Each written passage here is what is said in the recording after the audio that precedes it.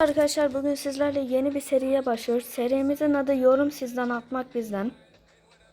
Ya serinin şeyi şu. Örneğin siz bir maç düzeyi söylüyorsunuz. Örneğin efsane. Ve bir görev veriyorsunuz. Ceza sahası dışından gol at. Şu metreden gol at. Bomba gol at gibi. Biz de bugün sizle bomba gol atmaya çalışacağız. 2 tane bombacım var. Böyle Burak Yılmaz ve Desire Doué. Doué'yi yedeğe koyalım. Evet yapalım. Burak. Burak Yılmaz. Burak. Burak çekti.